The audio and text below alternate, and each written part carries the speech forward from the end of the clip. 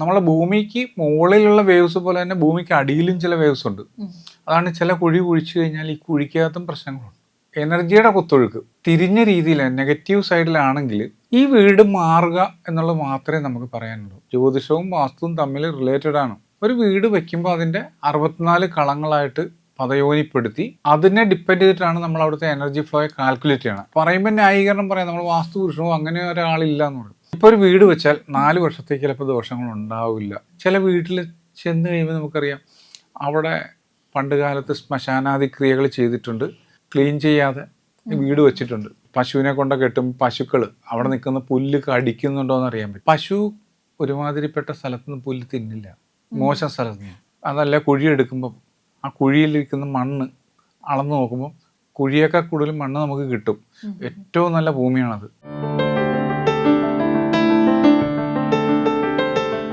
നക്ഷത്രങ്ങളുടെ ഭാഷയും ഗ്രഹങ്ങളുടെ സന്ദേശങ്ങളും ജീവിതത്തിന്റെ വഴികളിലേക്ക് വെളിച്ചം നൽകുന്ന പുണ്യം ബൈ ഇന്ത്യ ലൈവിന്റെ ഈ ആത്മീയ ജ്യോതിഷയാത്രയിലേക്ക് സ്വാഗതം. ഇന്ന് നമ്മളോടൊപ്പം വാസ്തു ആചാര്യനായ ശ്രീ രാജേന്ദ്ര ബാബു സാറാണ്. സർ നമസ്കാരം. വീട് മാറുമ്പോൾ ജീവിതം മാറുന്നു എന്ന് പറയാറുണ്ട്. ഇത് എന്തൊക്കെയായിട്ട് ബന്ധപ്പെട്ടിട്ടാണ് ഇത് കിടക്കുന്നത്? വീട് സാധാരണഗതിയിൽ നമുക്ക് താമസിക്കാൻ ഉപകാരപ്രദമായ രീതിയിലാണ് ചെയ്യുന്നത്.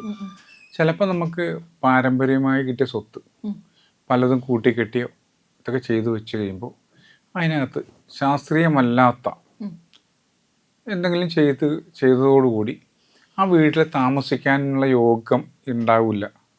ഈ ഗ്രഹനാഥന് അവിടുത്തെ എനർജി ഫ്ലോയുടെ വ്യത്യാസങ്ങൾ, അതല്ലെങ്കിൽ അവിടെ ഉണ്ടാക്കി വെച്ച ഏതെങ്കിലും ഉപനിർമ്മിതികളുടെ വ്യത്യാസങ്ങളും കൊണ്ട് ഈ വീട് കൊള്ളില്ലായിരിക്കാം. ആ വീട്ടിൽ താമസിക്കുമ്പോൾ അയാൾക്ക് എന്നും തിരിച്ചടികളും ദുർനിമിത്തങ്ങളും സാമൂഹ്യ പ്രശ്നങ്ങളും തൊട്ട അയൽവക്കക്കാരും ഒക്കെ ആയിട്ട് എന്നും പ്രശ്നങ്ങൾ. ഇത് എന്താണ് എന്ന് ചെക്ക് ചെയ്യാതെ ഇയാൾ ഇത് എനിക്ക് പണ്ട് നല്ലതായിരുന്നല്ലോ എന്നുള്ള തോന്നലിൽ പോകുമ്പോൾ ഇയാൾ കൂട്ടിക്കെട്ടിയ കാര്യത്തെക്കുറിച്ച് ചിന്തിക്കുന്നില്ല. ഇങ്ങനെ വരുമ്പോൾ ആ വീട് ഉപകാരപ്രദമല്ല, അയാൾക്ക് താമസയോഗ്യമല്ല. അപ്പോൾ അയാളത് അവിടെ നിന്ന് മാറിക്കഴിഞ്ഞാൽ അയാൾക്ക് അനുയോജ്യമായൊരു വീട് കിട്ടും. അപ്പോൾ അയാളുടെ ലൈഫിലുണ്ടാകുന്ന ചേഞ്ചസ് ഭയങ്കര നന്നാകും. അപ്പോൾ ആ വീട് കിട്ടിയത് അയാളുടെ രാശിക്കനുസരിച്ചോ അതല്ലെങ്കിൽ ആ വീട് നിൽക്കുന്നത് പഞ്ചഭൂതങ്ങളുടെ എല്ലാത്തിൻ്റെയും കൃത്യമായ ഒഴുക്ക് ആ വീട്ടിലേക്ക് വരുന്നുണ്ടാവും. ആ എനർജി വേവ്സ് നമ്മളെ ഭൂമിക്ക് മുകളിലുള്ള വേവ്സ് പോലെ തന്നെ ഭൂമിക്ക് അടിയിലും ചില വേവ്സ് ഉണ്ട്. അതാണ് ചില കുഴി കുഴിച്ചു കഴിഞ്ഞാൽ ഈ കുഴിക്കകത്തും പ്രശ്നങ്ങളുണ്ട്. സൈഡിലൊക്കെ ചില കുഴികളൊക്കെ ഉണ്ടാക്കി പിറ്റ് ഇതൊക്കെ ഉണ്ടാക്കുമ്പം അവിടെ വെള്ളം കെട്ടും, ചെളി കെട്ടും, വേണ്ടാത്തൊക്കെ കെട്ടും. ഇപ്പം ഇതിനകത്തുണ്ടാകുന്ന എനർജി വേവ് ലെങ്ത്, ആ ഒരു എനർജിയുടെ കുത്തൊഴുക്ക് അത് തിരിഞ്ഞ രീതിയിൽ നെഗറ്റീവ് സൈഡിലാണെങ്കിൽ അവിടെ ദോഷങ്ങളായിരിക്കാം, ദുർനിമിത്തങ്ങളായിരിക്കാം, ധനനഷ്ടങ്ങളായിരിക്കാം. വരുന്നതെല്ലാം അപകടങ്ങളും, കുട്ടികളുടെ സ്കൂളിൽ പോയാൽ തോറ്റും, അല്ലെങ്കിൽ അവിടെ പഠിക്കാനും പറ്റില്ല, കുട്ടികളെ കൊണ്ടൊരു രക്ഷയില്ല, വഴക്കും പിള്ളേർ. ഈ വീട് മാറുക എന്നുള്ളത് മാത്രമേ നമുക്ക് പറയാനുള്ളൂ. നിങ്ങൾക്ക് ഈ വീട് പറ്റില്ല, നിങ്ങളോട് പോയിട്ട് ഈ വീട് പൊളിച്ചു പണിയാൻ ചിലപ്പോൾ അയാളെ കൊണ്ട് പറ്റില്ല എങ്കിൽ പൊളിച്ചു കളയാൻ പറയാൻ പറ്റില്ലല്ലോ. നിങ്ങളെ എക്സ്പെരിമെൻ്റലായിട്ട് നിങ്ങളെ അടുത്തൊരു വീട്ടിലേക്ക് എവിടെയെങ്കിലും മാറി താമസിക്കാം. അങ്ങനെ മാറി താമസിക്കുമ്പോൾ ഉണ്ടാകുന്ന മാറ്റം അത് അയാൾക്ക് ബോധ്യമാവും. കാരണം ഇവിടുത്തെ എനർജി പോയി നഷ്ടപ്പെട്ടിരിക്കുകയാണ്. അതിനി റീക്രിയേറ്റ് ചെയ്യണമെന്നുണ്ടെങ്കിൽ ഒത്തിരി ഫണ്ടമെൻ്റലായിട്ടുള്ള കാര്യങ്ങളൊക്കെ ചെയ്യണം. ആ വീട് തന്നെ ഞങ്ങളുടെ ഭാഷയിൽ പറഞ്ഞ ചിലപ്പോൾ മൊത്തം ഡിമോളിഷ് ചെയ്തിട്ട് പുതുതാക്കി വയ്ക്കണം, എന്നാലേ അവിടെ താമസിക്കാൻ പറ്റുള്ളൂ. അതുകൊണ്ടാണ് നിങ്ങളൊരു വീട് മാറി താമസിക്കുക. ആ വീട് മാറി താമസിക്കുമ്പോൾ നിങ്ങളുടെ രാശി മാറും. മേ ബി ചിലപ്പോൾ അവരുടെ നക്ഷത്രം, ഇതൊക്കെ നമ്മുടെ ജ്യോതിഷവശാലുള്ള കുറച്ച് ഇത് രണ്ടും റിലേറ്റഡ് ആണ്. ജ്യോതിഷവും വാസ്തുവും തമ്മിൽ റിലേറ്റഡ് ആണ്. ഇതിനെ എല്ലാത്തിനെയും ഈ അളവുകളെല്ലാം വാസ്തുവിലുണ്ടാകുന്ന അളവുകൾ ഇത്ര പോലെ ഇത്ര എന്നിങ്ങനെ ഇന്ന നക്ഷത്രം, ഇന്ന വയസ്സ്, ഇന്ന വരവ്, ഇന്ന ചെലവ്, ഇത് കണക്ക് കൂടുന്നുണ്ട്. ഇതിനകത്ത് താമസിക്കുന്നവരുടെ പ്രായം, ബാല്യം, കൗമാരം, യൗവനം, വാർദ്ധക്യം, മരണം, ഇതെല്ലാം നമ്മളൊരു വീടിനെ കണക്ക് കൂടുന്നുണ്ട്. ഒരു വീട് വയ്ക്കുമ്പോൾ അതിൻ്റെ 64 കളങ്ങളായിട്ട് പദയോനിപ്പെടുത്തി ആ വീട് വെച്ച് അതിനെ ഡിപ്പെൻഡ് ചെയ്തിട്ടാണ് നമ്മൾ അവിടുത്തെ എനർജി ഫ്ലോയെ കാൽക്കുലേറ്റ് ചെയ്യണം. അതെ. ഈ 64 കളങ്ങളും അതിനകത്ത് ഉപദേവതമാരും ഉപദേവതമാരും എല്ലാം ഉണ്ട്. ഇതൊന്നും ശ്രദ്ധിക്കാതെ വീണ്ടും നമ്മളൊരു പൊളിച്ചു പണിയാനോ അല്ലെങ്കിൽ എന്തെങ്കിലും കൂട്ടിച്ചേർക്കലോ കക്കൂസും കുളിമുറിയും പണിയലോ ഏറ്റവും കൂടുതൽ ചെയ്യണ ഉപദ്രവം. ഇങ്ങനെ ചെയ്യുമ്പോൾ ഇതിൻ്റെ സ്ഥാനങ്ങൾ പലതും നഷ്ടപ്പെടും. ഇങ്ങനെ നഷ്ടപ്പെടുന്ന വഴി ആ വീട്ടിലേക്ക് ഭാരിച്ച, ചെറുതൊന്നും ആയിരിക്കില്ല ചിലപ്പോൾ വരുന്ന ഭാരിച്ച എനർജി, നെഗറ്റീവ് എനർജി, തെറ്റായ രീതിയിലുള്ള കുത്തൊഴുക്ക് ഇത് വരും.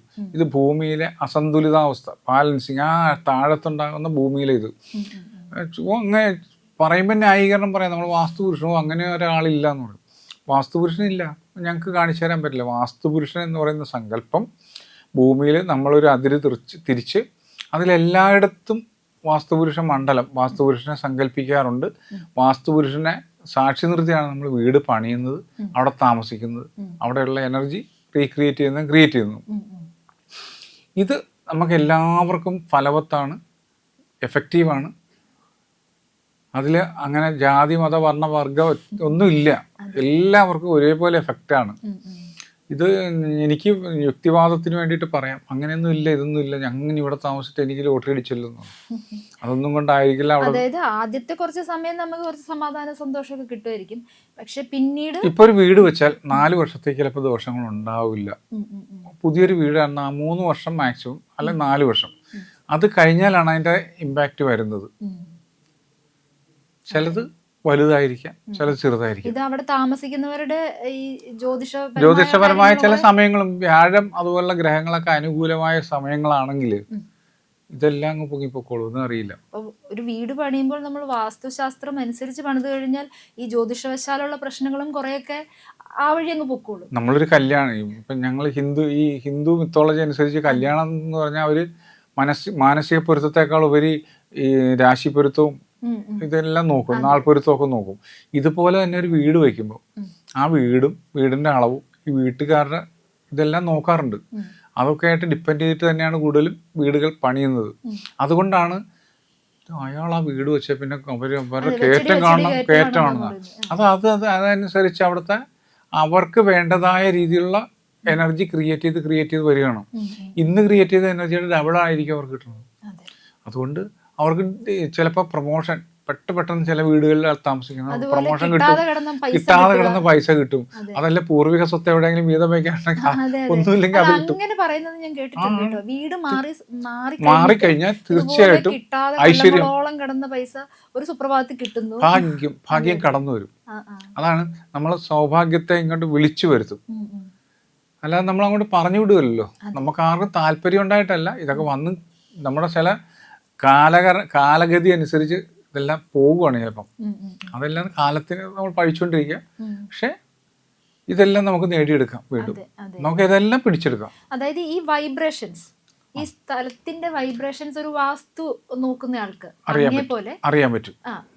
അത് നമുക്ക് ഒരു സ്ഥലത്ത് ചെല്ലുമ്പോൾ തന്നെ നമുക്കത് മനസ്സിലാക്കാൻ സാധിക്കും. സ്വന്തം ഭൂമിയിൽ നിന്ന് ശരിക്കും ഇപ്പം ഞങ്ങൾ പെൻഡുലം ഉപയോഗിക്കാറുണ്ട്, അതുപോലെ ചില ചെറിയ ടൂൾസ് ഉപയോഗിക്കാറുണ്ട്. ഈ വീട്ടിലെ എനർജി ലോസ് ആണോ, അതല്ലെങ്കിൽ ഇവിടെ താമസിച്ചാൽ നല്ലതായിരിക്കുമോ, അതല്ല നല്ലതാകണമെന്നുണ്ടെങ്കിൽ ചില വീട്ടിൽ ചെന്ന് കഴിയുമ്പോൾ നമുക്കറിയാം അവിടെ പണ്ട് കാലത്ത് ശ്മശാനാദി ക്രിയകൾ ചെയ്തിട്ടുണ്ട്. അതിൻ്റെ അസ്ഥി കഷ്ണങ്ങളോ എന്തെങ്കിലുമൊക്കെ ക്ലീൻ ചെയ്യാതെ വീട് വെച്ചിട്ടുണ്ട്. അതിൻ്റെ ചില ദോഷങ്ങളൊക്കെ ഉണ്ടാകാറുണ്ട്.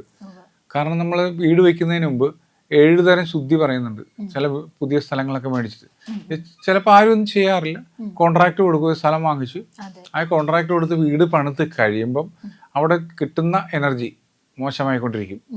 അപ്പോൾ എവിടെയെങ്കിലും പോയി ജ്യോതിഷക്കാരനെ കാണും, രാശി വയ്ക്കും, അവിടെ ആ ഉപദ്രവമുണ്ട് ഈ ഉപദ്രവമുണ്ട്, കുറെ പൂജ ചെയ്യും, മാറില്ല. ബേസ് ആയിട്ടുള്ള കാര്യങ്ങൾ അതിനകത്ത് ചിലപ്പോൾ ചിന്തിച്ച് കിട്ടാൻ വരും. അങ്ങനെ വന്നു കഴിഞ്ഞാൽ നമുക്കൊന്നും തെളിയിക്കില്ല. നമ്മളിതെല്ലാം വീടിൻ്റെ വൈബ്രേഷൻ ആദ്യം അളക്കുമ്പോൾ തന്നെ നമുക്കറിയാൻ പറ്റും ഭൂമി യുക്തമാണോ, അതല്ല എങ്കിൽ യുക്തമാക്കി വേണം ഒരു വീട് നിർമ്മിക്കാൻ. ആ പശുവിനെ കൊണ്ട് കെട്ടും, പശുക്കൾ അവിടെ നിൽക്കുന്ന പുല്ല് കടിക്കുന്നുണ്ടോ എന്ന് അറിയാൻ പറ്റും. പശു ഒരുമാതിരിപ്പെട്ട സ്ഥലത്തുനിന്ന് പുല്ല് തിന്നില്ല. മോശം സ്ഥലത്ത് നിന്ന്. പണ്ടുള്ള വാസ്തു നോക്കുന്ന ആളുകളൊക്കെ ഇതുപോലൊരു വീടിന് വേണ്ടിയിട്ടൊരു വസ്തു കാണുമ്പോൾ അവിടെ ഒരു ദിവസം ഒരു പശുവിനെ കിട്ടുമെന്ന് ഞാൻ കേട്ടു. ഉണ്ട്. അവിടെ നിൽക്കുന്ന പുല്ല് കഴിക്കുന്നുണ്ടോ, അതല്ല കുഴി എടുക്കുമ്പോൾ ആ കുഴിയിലിരിക്കുന്ന മണ്ണ് അളന്ന് നോക്കുമ്പോൾ കുഴിയേക്കാൾ കൂടുതൽ മണ്ണ് നമുക്ക് കിട്ടും. ഏറ്റവും നല്ല ഭൂമിയാണത്. കറുത്ത മണ്ണിനേക്കാൾ നല്ല തെളിച്ചമുള്ള മണ്ണ് കിട്ടും. ചുമന്ന ചില മണ്ണ് കുഴിക്കുമ്പോൾ ഇരുണ്ട ചെളി പോലെ ഇരിക്കും. അങ്ങനെയുള്ള ഭൂമിയൊക്കെ നമ്മൾ അവോയ്ഡ് ചെയ്യുക. അവോയ്ഡ് ചെയ്തിട്ടില്ല എന്നുണ്ടെങ്കിൽ അതിനെ ശുദ്ധീകരണ ക്രിയ ചെയ്യണം. ഭൂമി ഇതെടുത്തിട്ട് അതെല്ലാം മണ്ണ് അളന്ന് നല്ലപോലെ കൃത്യമായിട്ട് വൃത്തിയാക്കി ഫില്ല് ചെയ്യണം.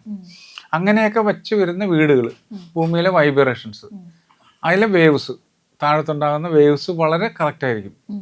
ഇതിൽ കറണ്ട് പോലെ തന്നെ ഒരു തരാം ഈ വൈബ്രേഷൻ. അതുകൊണ്ടാണ് വീടിന്റെ ചുറ്റിനും പിശാച വീതി എന്നൊരു സങ്കല്പമുണ്ട്. ഇവിടെ പിശാച് വരും എന്നല്ല, പിശാചുമായിട്ട് ബന്ധവും ഇല്ല, ഒരു നെഗറ്റീവ് വൈബ്രേഷൻ അവിടെ ഉണ്ട്. ഇത് ചില കുട്ടികൾക്കൊക്കെ പെട്ടെന്ന് എഫക്റ്റ് ചെയ്യും, ചെറിയ കുട്ടികൾക്കൊക്കെ എഫക്റ്റ് ചെയ്യും. ആ സർക്കാരിന്റെ rules, norms of building rules ഇല്ലേ, അതിനകത്ത് പറയുന്നുണ്ടല്ലോ എല്ലാ വീടിന്റെ ചുറ്റുപാടും 1 മീറ്ററെങ്കിലും ഫ്രീ ലാൻഡ് ഇടണമെന്ന്. പണ്ടങ്ങനെയല്ല. പണ്ടെന്നല്ല, ഇപ്പം ബോംബെയിലൊക്കെ ചെന്ന് കഴിഞ്ഞാൽ ചേർത്ത് വയ്ക്കുന്നുണ്ട്. അത് തെറ്റാണ്. അത് നമുക്ക് കണ്ടുപിടിച്ചെടുക്കാൻ, അവിടെ ചെന്ന് കഴിഞ്ഞാൽ പല കാര്യങ്ങളും മെഷർ ചെയ്തെടുക്കാൻ ഭയങ്കര ബുദ്ധിമുട്ടാണ്. അതാണ് അതിനുള്ള പ്രത്യേകത.